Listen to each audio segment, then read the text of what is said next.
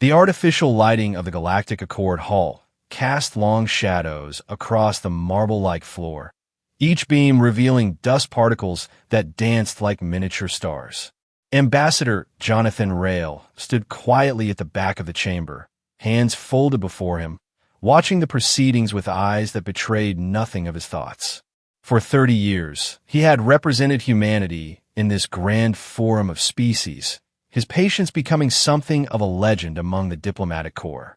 "The human ambassador wishes to address the council," announced the speaker, a tall, crystalline being whose translucent body refracted light into rainbow patterns across the walls. A murmur rippled through the gathered representatives. Most leaned forward in their gravity-adjusted seats, faces betraying mild curiosity mixed with undisguised condescension. In the 42nd century, Earth remained a minor player in galactic politics, tolerated rather than respected. Rail approached the central podium with measured steps. His dark blue uniform, adorned only with Earth's insignia, a simple blue sphere, contrasted sharply with the ornate garments of the other representatives. Distinguished members of the Accord, he began, his voice carrying the practiced calm that had become his trademark.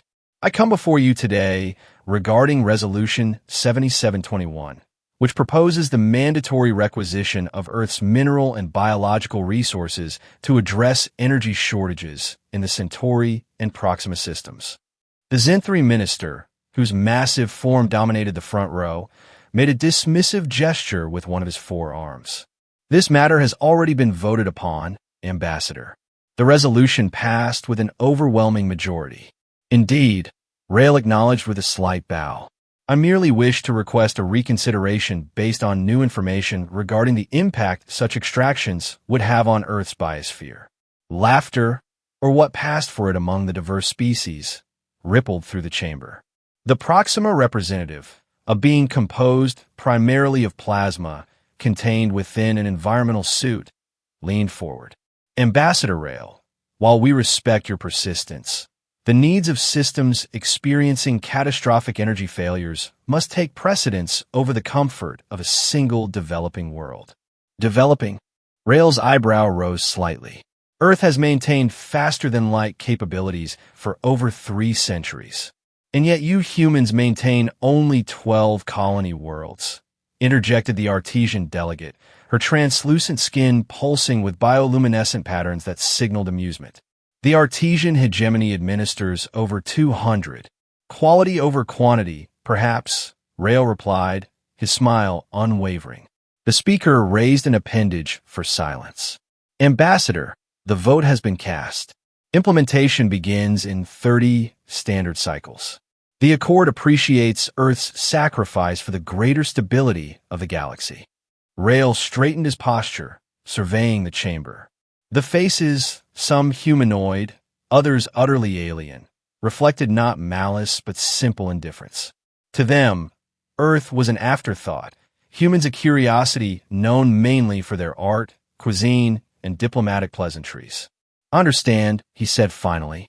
"If this is the Accord's final decision, Earth will, of course, respond accordingly." Something in his tone caused the speaker to pause. "Do you wish to register a formal protest, Ambassador?" Rail's smile widened slightly, reaching his eyes for the first time. No formal protest. Just gratitude for your clarity." He began walking toward the exit, then stopped and turned. "Thank you all. For the last time will be nice." The doors closed behind him, leaving a strange silence in his wake. "What did he mean by that?" asked the Regelian representative. The Zenthri minister shrugged his massive shoulders. "Humans and their idioms. They're always saying peculiar things. It means nothing." But as the session continued, several delegates found themselves unable to forget the uncharacteristic finality in the human ambassador's voice. As Jonathan Rail's shuttle departed the massive space station that housed the Galactic Accord, he sat alone in his private cabin, watching the stars. The Earth, from this distance, was merely one point of light among billions. Most species considered humans an anomaly in galactic politics, persistently diplomatic, unfailingly polite, and seemingly incapable of the kind of aggressive expansion that had marked other rising civilizations. He tapped a sequence on his wrist communicator, activating a quantum encrypted channel. This is Rail. Confirmation required. Resolution 7721 has passed. Accord delegates remain unpersuaded. A voice, crisp and formal, responded after a brief pause. Confirmation acknowledged, Ambassador. How would you like to proceed? Rail watched as the station receded from view, becoming another speck among the stars. Initiate protocol Omega. Authorization phrase. No more Mr. Nice Guy. Understood, Ambassador. Welcome home. The Intergalactic Cultural Academy on Earth's moon presented an impressive facade to visiting dignitaries. A sprawling complex of graceful architecture showcasing humanity's artistic achievements. Its central dome housed performances from Earth's greatest composers. Its eastern wing contained priceless artifacts from thousands of years of human civilization. What visitors never saw was the facility 20 levels below the surface. Jonathan Rail stepped out of the elevator into a bustle of activity. The War Council Chamber, officially designated as Cultural Exchange Planning Division, hummed with the efficient movements of military and intelligence personnel. Ambassador greeted Admiral Helena Vasquez, rising from her seat at the circular table that dominated the center of the room. We've been monitoring the transmission. The Accord has made its choice. They have indeed. Rail removed his formal diplomatic jacket, draping it over a chair. For centuries, we've played the part they expected. The diplomatic species, the cultural contributors, the agreeable newcomers. General Tomas Okafor, head of Earth Defense Forces, activated a holographic display showing the galaxy with highlighted points representing key Accord installations. The irony is staggering. They've studied our art, enjoyed our cuisine, marveled at our music, and never once bothered to study our history. If they had, said Director Amara Chung of Intelligence, they might have wondered why a species that evolved on a high-gravity, high-radiation death world with over 10,000 years of documented warfare suddenly became so accommodating when they reached the stars. Rail took his place at the table. Around him sat the true power behind Earth's carefully constructed galactic facade. Not diplomats, but strategists who had spent decades preparing for this moment. Operation No More Mr. Nice Guy is now active, he announced. What's our status? Vasquez gestured to the holographic display. Our Ghost Fleet has maintained position in dark matter clouds throughout the major systems. Proxima, Centauri, Rigel, Zenith, all primary targets are within strike range. Intelligence assets embedded in their communications systems stand ready. And our potential allies? Rail asked. Director Ching activated a secondary display showing various worlds marked in yellow. The Triaxians, the Aloran Republic, the Kaith Collective, all species who've suffered similar resource appropriations. They're cautiously receptive to our outreach, but want proof we can challenge the Accord effectively. They'll have it soon enough. Rail turned to the final member of the council, a quiet woman whose simple attire belied her importance. Dr. Maya Isamu, is Polaris ready? The physicist nodded once. The fleet is fully operational.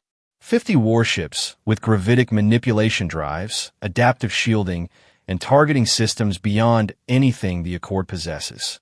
They've never been detected because they've never had reason to look for them. And Project Blacklight? Asked Rail. Ready for deployment, confirmed Director Chung. Every corrupt transaction, every backroom deal, every instance where the Council violated its own charter, all documented and ready to broadcast across every communication frequency in settled space. Rail studied the galactic map, his eyes lingering on Earth, a small blue that had been playing a very long game.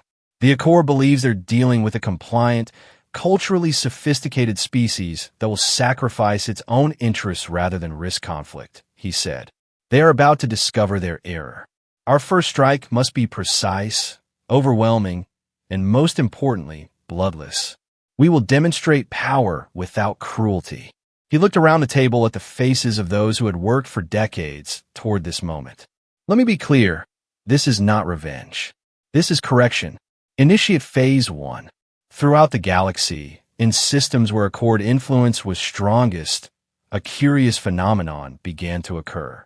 Communication networks experienced momentary disruptions. Navigation systems displayed phantom readings. Security protocols initiated and then terminated without apparent cause. These anomalies were noticed but dismissed. Minor technical glitches in the vast infrastructure that connected the civilized worlds. None of the affected systems recognized the pattern forming, like invisible fingers stretching across space to take control of critical junctures. On the Zinth mining outpost, the largest extraction facility in that sector and the designated staging area for the Earth resource appropriation, Overseer Drax was completing his duty cycle when the anomalies escalated into something impossible to ignore. Overseer called one of the technicians. We're detecting unusual energy signatures approaching from multiple vectors. Drax moved to the monitoring station, his scaled hide, reflecting the emergency lights that had begun to pulse. Identification? None, sir. They're not broadcasting recognition codes, and their configuration doesn't match any known vessel types. Defensive Systems Online ordered Drax. The outpost housed over 4,000 workers and represented a significant investment by the Accord. Its protection was his primary responsibility. Sir, defensive systems are not responding. Before Drax could process this information, the main view screen activated without command. The face that appeared was human, Jonathan Rail, though Drax did not immediately recognize the diplomat in his current attire. "Greetings, Overseer Drax," said the human. "Please do not be alarmed. Your outpost is now under temporary control of Earth forces. Your communications, weapons systems, and propulsion capabilities have been neutralized. No harm will come to you or your personnel if you comply with the following instructions." Drax's inner eyelids flickered in shock. "This is an act of war against the Accord." "No," corrected Rail calmly. "This is a demonstration of capability. In exactly 30 minutes, control of your systems will be restored. By then, similar demonstrations will have occurred at 26 other Accord facilities. No lives will be lost today unless you force our hand." The Overseer stared at the screen, struggling to reconcile this development with everything he thought he knew about humans. What do you want?" "For now, your attention. The Accord has mistaken patience for weakness, diplomacy for submission. That misunderstanding ends today."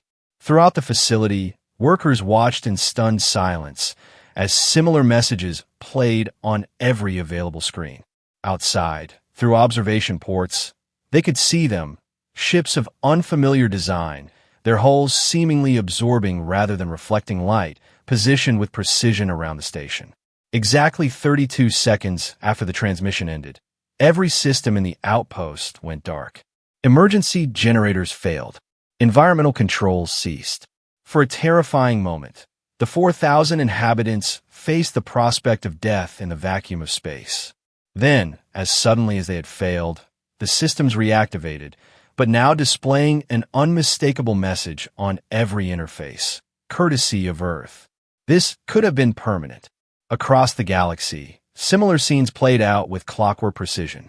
Mining operations, military installations, communication hubs, all experienced the same temporary but complete loss of control, each demonstration taking exactly 32 seconds, not one soul harmed. On Galactic Prime, the central world of the Accord, the Council convened an emergency session. The chamber that had so recently witnessed Jonathan Rail's quiet departure now buzzed with panic as reports flooded in from across settled space. "How is this possible?" demanded the Proxima representative. "The humans possess no military fleet of significance." The Zenthri minister's hide had dulled to an ashen gray, a sign of extreme distress in his species. "Intelligence suggests they have maintained a hidden fleet, possibly for decades. Our sensors never detected them because we never looked." "And why would we have looked?" shot back another delegate. "They've been model citizens of the Accord for centuries." The speaker called for order as the main communication screen activated. Jonathan Rail's face appeared, now dressed in what was clearly a military uniform rather than diplomatic attire. Distinguished members of the Accord, he began, his tone as measured and polite as ever. I speak to you now not as Earth's ambassador, but as the commander of Earth Defense Forces. Today's demonstrations were necessary to ensure your full attention. The chamber erupted in shouts and accusations until the speaker silenced them. You have committed acts of aggression against Accord installations, stated the speaker. This is unprecedented, as is the unlawful appropriation of a member world's resources without genuine consultation or consent, replied Rail. But let us focus on the future rather than recriminations. Earth proposes a restructuring of the current galactic order.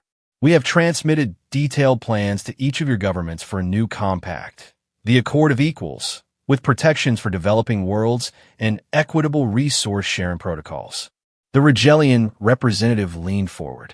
And if we refuse, then we demonstrate that today's actions were but a fraction of our capability. Rail's expression remained pleasant, yet something in his eyes had changed. We come for justice, not vengeance. No one needs to die, unless you choose death as your instrument of governance. The transmission ended, leaving the council in stunned silence. Could they actually possess such military power? Asked one of the junior delegates. The Zenthri minister exchanged glances with the intelligence director.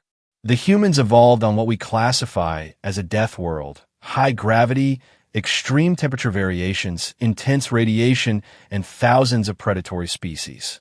Their recorded history is dominated by warfare. We assumed their diplomatic nature in galactic affairs reflected their true character. What if, suggested the intelligence director, his voice barely audible, they have been playing a longer game than we imagined? What if everything, their cultural exchanges, their diplomatic core, their eagerness to share scientific knowledge but reluctance to engage in military alliances, was elaborate misdirection? The implications settled over the council like a shroud. How long had the humans been preparing? What else had they concealed? Throughout the Accord worlds, the situation deteriorated rapidly. The targeted demonstrations had been followed by a second wave of attacks, this one informational rather than physical. On every planet, every space station, every ship with communication capability, the same data began to appear. Records of council corruption, secret deals that violated the Accord Charter, evidence of worlds stripped of resources and left uninhabitable. Project Blacklight, as Earth had designated it, laid bare the hypocrisy at the heart of the supposed galactic democracy. The public response was immediate and volatile. Protests erupted on dozens of worlds. Several planetary governments formally withdrew from the Accord, declaring their intention to join Earth's proposed alternative. The Zenthri minister's private shuttle docked with the council station 3 days after the initial demonstrations. He had spent those days in continuous emergency meetings, attempting to formulate a response to the human ultimatum. The lack of consensus among the major powers had left him with few options. As he disembarked, he was met not by the usual honor guard, but by a grim-faced security detail. "Minister," said the lead officer, "the station is under lockdown. The council has convened an emergency war council." War council? The minister's inner eyelids flickered rapidly. "Has there been another attack?" "No, sir, but intelligence reports that the human fleet is mobilizing, and there have been developments among the member worlds." In the council chamber, the atmosphere had changed dramatically from the ordered diplomacy of previous sessions. Representatives argued openly, some calling for immediate military action against Earth, others advocating for acceptance of the human terms. "Order," called the speaker, though his own voice trembled. "We must present a unified response." "Unified?" scoffed the Triaxian delegate, rising from her seat. "The unity of this accord has always been an illusion, the powerful dictating to the weak under the guise of consensus. The humans have merely exposed what many of us have long known." "Traitor!" shouted another representative. "You would side with these upstarts?" "I would side with justice," she replied calmly.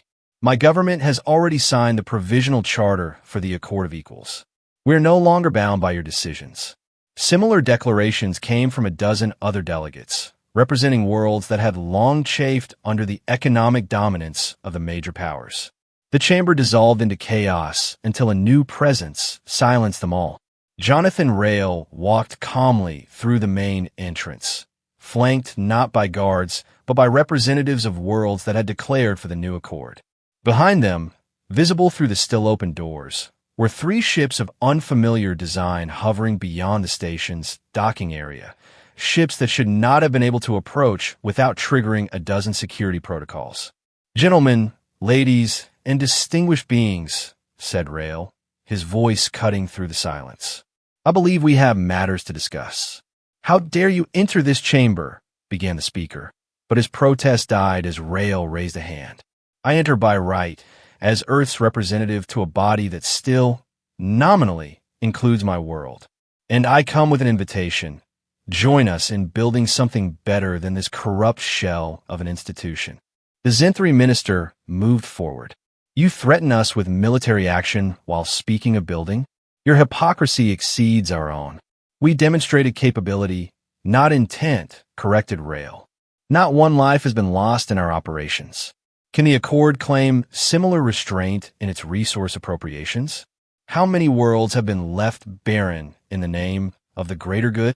Before the minister could respond, alarms began to sound throughout the station. Emergency lights pulsed along the walls and floor. "What is happening?" demanded the speaker. A security officer rushed into the chamber. "Sir, the station systems are being overridden. Life support, shields, weapons.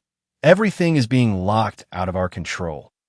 All eyes turned to Rail, who simply checked his timepiece. "Right on. Schedule. Don't worry. Unlike your extraction teams on resource worlds, we have no intention of leaving you to suffocate." He addressed the room. 15 years ago, when this station was constructed, I personally delivered Earth's contribution to the project, a suite of advanced environmental control systems. Systems that, it seems, contain certain contingencies. The implications struck the Council like a physical blow. For 15 years, humans had possessed a kill switch for the heart of galactic governance. "This chamber will now host an emergency vote," continued Rail, his voice hardening for the first time. "The options are simple. Join the Accord of Equals as founding members with full rights and responsibilities, or decline and face the consequences of your previous actions under a new regime that will no longer tolerate ecological devastation in the name of progress." The Zenthri minister stared at the human with new understanding. "You were never weak." "No," agreed Rail. "We simply chose not to demonstrate our strength until it became necessary. We didn't stop being nice because we are weak. We stopped being nice because you no longer deserved it." The breakdown of the Galactic Accord and the rise of the Accord of Equals restructured power dynamics across known space. Worlds that had been deemed inconsequential found themselves with equal votes in the new assembly. Species that had dominated through economic might discovered that their advantage had evaporated in the face of Earth's technological revelations. Earth itself emerged as an unexpected power, not through conquest, but through the calculated release of technologies they had developed but never shared. Gravitic manipulation drives that revolutionized space travel. Medical advances that extended lifespans across multiple species. Agricultural techniques that transformed barren worlds into garden planets. Jonathan Rail, having orchestrated the most significant political revolution in galactic history without firing a shot in anger, found himself nominated as the first interim chairperson of the Accord of Equals. The nomination came not from Earth, but from a coalition of formerly marginalized worlds. "I accept this responsibility temporarily," he told the assembled representatives in their new chamber, a floating city constructed in neutral space. "But the true test of our new compact will be how quickly I become unnecessary." The transition was not without challenges. Several of the former Accord's most powerful members initially refused to join the new organization, threatening military action. The response came not from Earth, but from a united front of middle-tier worlds, backed by Earth's previously hidden fleet. The standoff lasted 3 tense weeks before diplomatic channels reopened. Rail's leadership style surprised many who had known him only as a diplomat. He moved with decisive clarity, establishing rapid response teams to address ecological disasters, creating transparent processes for resource allocation, and instituting the Planetary Sovereignty Protocol, a fundamental guarantee that no world would face extraction without explicit consent and fair compensation. 6 months after taking office, he stood before the now expanded Assembly, which included representatives from former Accord powers who had finally accepted the new reality. The foundation has been laid, he told them.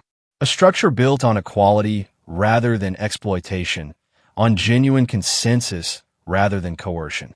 My purpose here is complete. Murmurs of surprise rippled through the chamber. "You're stepping down?" asked the Triaxan delegate who had been among the first to support the new accord. "Leadership should never become comfortable," replied Rail. "Earth will, of course, maintain its commitment to the principles we have established together. But it is time for new voices to guide our shared future." As he prepared to depart the chamber for the final time, the Zinthri representative, no longer a minister but an equal delegate, approached him. "I find myself curious, Ambassador. Your species maintained this elaborate deception for centuries. You could have established dominance long ago. Why wait?" Rail considered the question carefully. "We gave the galaxy a chance to choose peace. We hoped that cooperation would emerge naturally from shared interests. When it became clear that power was the only language truly respected, we spoke in that language, but only after exhausting all others. And if the next crisis comes, will humans again retreat into diplomacy, or has your nature been forever changed?" "We have shown the galaxy who we truly are," said Rail. "Not conquerors, not victims, but protectors of a balance that serves all. Remember this lesson. We gave the galaxy a chance to choose peace. Next time, value it." Years passed, and the new order stabilized. Earth maintained its position as a technological and cultural center, but scrupulously avoided any appearance of domination.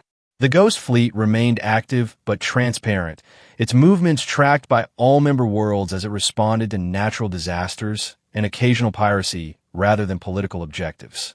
On a small agricultural world at the edge of settled space, a classroom of various young species sat before their history instructor, a tall Aloran whose spotted skin had faded with age. "Today," she told her students, "we discuss the transformation, the period when the old accord fell and the equals rose." A young Zinthri raised his hand. "Teacher, why do the old texts refer to humans as Deathworlders if they brought peace?" The instructor's expression grew thoughtful. Because when they stopped smiling, history changed course. The classroom fell silent as the students contemplated this. Outside the windows, a human agricultural vessel could be seen moving slowly across the sky, helping to seed clouds for the coming growing season, a gift of technology freely shared. "Remember," continued the teacher, "the lesson of the transformation isn't about power. It's about patience. For centuries, humans built relationships, studied our weaknesses, and prepared for a confrontation they hoped would never come. When it did, they didn't seek vengeance, they sought correction." "Could it happen again?" asked another student. The teacher looked out at the human ship. "The greatest power in the galaxy isn't weapons or wealth. It's the willingness to be kind, and the capacity to be otherwise when kindness is mistaken for weakness." The last rays of the system's sun cast long shadows across the classroom as the lesson concluded. Outside, stars began to appear in the darkening sky. Countless worlds bound together not by force, but by choice, their futures shaped by a species that had finally shown its true nature. Not conquerors, not victims, but guardians of a balance that, when threatened, revealed the steel beneath the smile.